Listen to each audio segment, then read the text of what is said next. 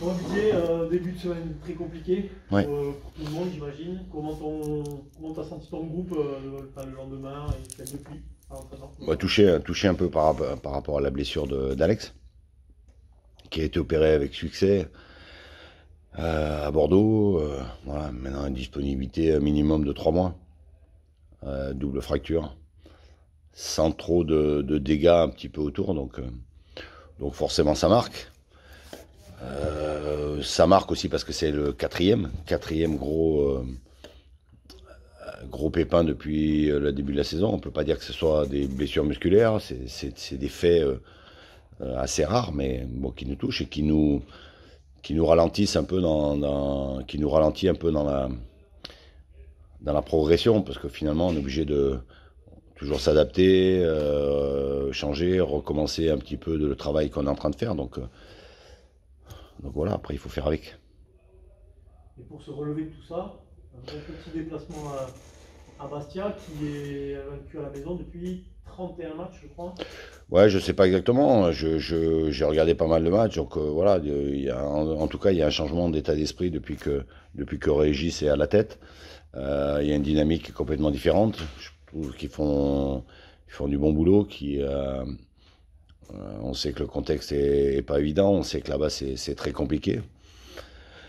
Maintenant, on va y aller. On va y aller, certes, un petit peu diminué parce que au-delà d'Alex, on a Ben aussi qui a un petit problème d'épaule.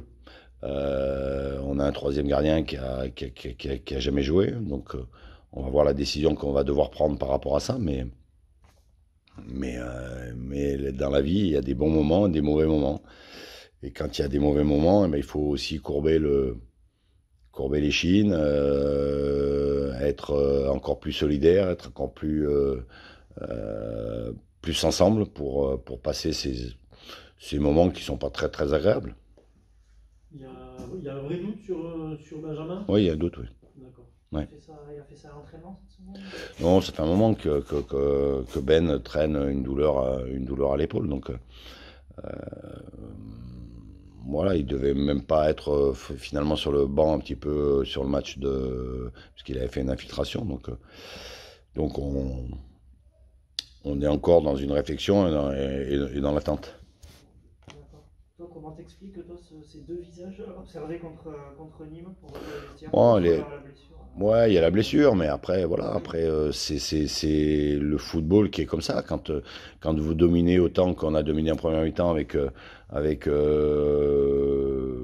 une grosse possession et que vous n'arrivez pas à marquer, ben voilà, vous prenez un but très rapidement en deuxième mi-temps, même si l'entame n'a pas été forcément très bonne, on a pris un but et puis après, ben, vous mettez Nîmes dans des très très bonnes dispositions pour contrer, vous continuez à attaquer et puis vous en prenez un deuxième voire et un troisième. Donc euh, encore, quand on n'arrive pas à débloquer la situation, c'est aussi compliqué. Il y a plein de matchs aujourd'hui vous regardez un peu les résultats qui sont là. J'ai vu aussi Niort aller gagner à 42-0 en étant acculé, en ayant 14 corners contre eux. Voilà, ils ont mis un but, après ils ont mis le deuxième, après c'est rideau. C'est la difficulté de jouer contre des équipes qui ont un bloc bas, quoi. Ouais, la difficulté, on a eu des occasions, c'est d'être plus réaliste, d'être plus chirurgical.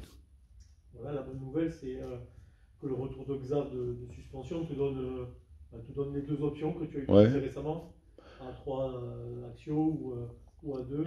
oui, ça me donnait deux solutions, donc on verra. De toute façon, on va aligner la bonne équipe, la meilleure équipe pour gêner cette équipe de Bastia. Qu'est-ce que tu penses de l'intégration des nouvelles recrues pour l'instant sur leur premier match? Moi, je pense que c'est intéressant.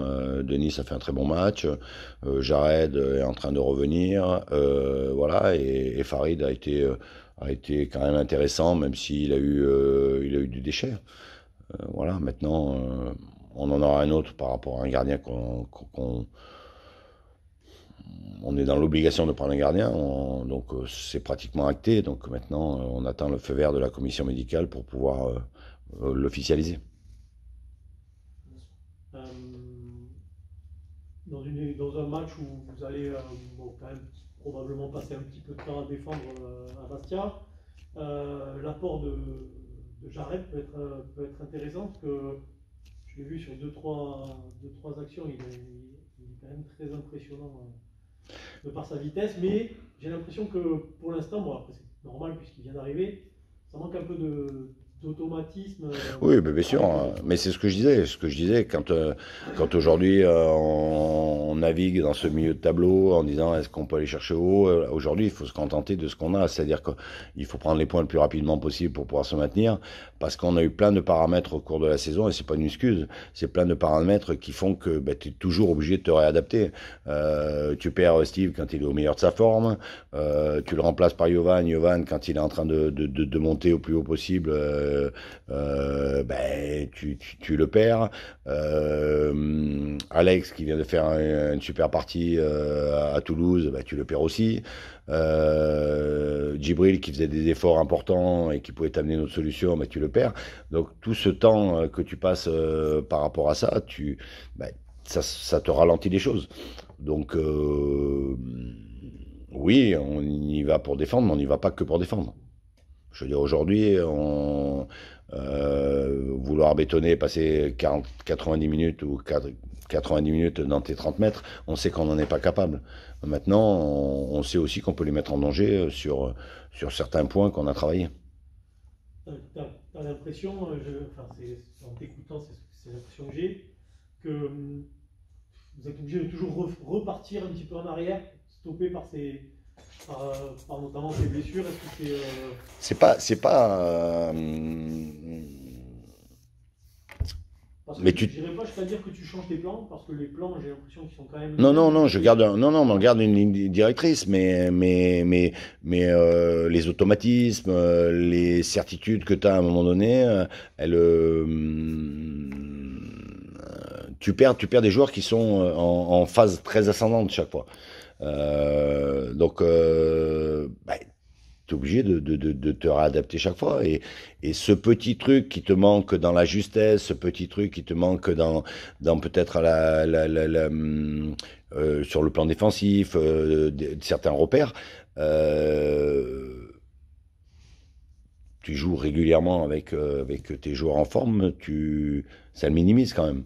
Donc c'est pas trouver des excuses à notre défaite parce qu'on doit faire autrement, on doit être beaucoup plus méchant défensivement pour pas prendre ces 3 buts. Mais mais déjà qu'on a un effectif assez réduit, déjà un effectif assez là, chaque fois que tu prends quelqu'un, il arrive d'un autre univers, il a une autre façon de jouer, il a une autre culture, il a une autre là, donc tu perds un peu de temps. Mais voilà, ça fait partie de la vie, hein. La vie, si elle était toujours rose, bah, à la limite, voilà, c'est à nous de trouver les ressorts, à nous de trouver les bons mots pour qu'on puisse avancer en termes de contenu et en termes de points. Tu parlais du contexte corse, c'est quoi par rapport aux autres déplacements en Corse? Qu'est-ce qui Moi, change? c'est On nous a difficile. dit que tu avais des anecdotes. Surtout que, On nous a dit que tu avais des anecdotes à nous surtout raconter. qu'il a pu y avoir de gens, donc il y a beaucoup de monde, je pense. Ouais, ouais, mais bon, voilà, moi j'ai évolué là-bas, donc je sais ce que c'est hein, en tant qu'entraîneur adjoint, mais je veux dire, moi au contraire, je veux dire, moi si tu me prends en tant que joueur, moi j'aime ces matchs-là. Il va y avoir du monde, il va y avoir du public, il va y avoir de l'ambiance, il va y avoir des contacts, il va y avoir, voilà, on va se faire bouger, mais quand en tant qu'homme, moi, je préfère jouer dans ces ambiances-là, dans ce contexte-là, que de jouer dans un stade vide. Donc, à nous de se servir de ça. Ok, ça va être hostile, mais c'est bien quand c'est hostile de pouvoir relever le challenge. Ce que tu vas dire à tes joueurs aussi, un peu ça. C'est la bonne occasion pour Ouais, resserrer. c'est de dire que euh, dans ce contexte un peu de Covid depuis des mois, nous, on a la chance de pouvoir jouer au football et de jouer un vrai match avec du public, avec de la pression. Donc la pression, elle doit nous servir, pas, elle doit pas nous enfoncer. Je me dis si je me trompe, mais ce déplacement à Bastia, il est, depuis le début de la saison, par rapport à votre parcours, l'un des matchs qui peut avoir le plus d'impact sur le classement. Vous avez une meute de clubs derrière vous, avec Bastia, qui est premier non relégable et qui n'a que 4 points de retard sur vous.